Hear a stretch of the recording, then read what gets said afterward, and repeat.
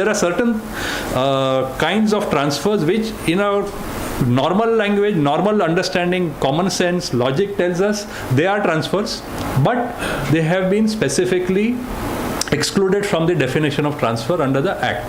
So following transfers will not be treated as transfers in the hands of the transferor for the purpose of calculating the capital gains. One is a capital asset distributed by the HUF to any member of the HUF in total or partial partition of an HUF. So if anybody has an HUF and there is a complete partition or a partial partition of that HUF, and the assets of the HUF are distributed to the various members of the HUF, that is, although there is a transfer taking place for the purpose of capital gains, it is not treated as a transfer.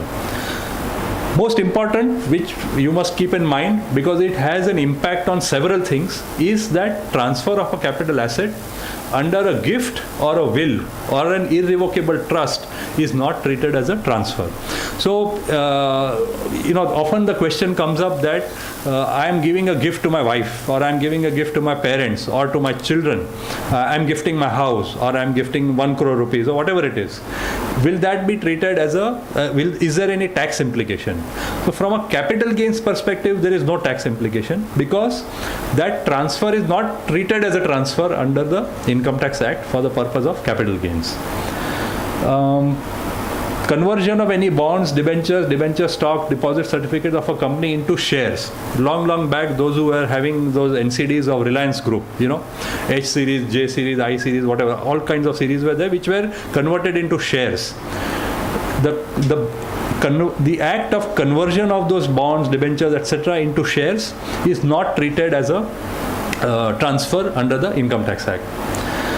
Conversion of all assets and liabilities of a sole proprietary concern into a company immediately prior to the conversion is not treated as a transfer. So the government, every few years it tries to motivate people, the small businessmen, to convert their proprietary concerns, convert the partnership firms into private limited companies. At that time, they have to give some tax benefits. Otherwise, nobody will do it, because if you have a house property and if you convert it from proprietary into a company, and if you have to pay tax on it, then there is no point. No. So to cover those kind of cases, there are specific exclusions provided in this kind of cases. Transfer in a transaction of a reverse mortgage. This is relevant from a senior citizen's perspective with a view to encourage reverse mortgages. Of course, I think the concept has completely failed in India, but the effort was there of the earlier government to try and encourage it, and that transfer in a transaction of reverse mortgage is not considered as a transfer for the purpose of capital gains.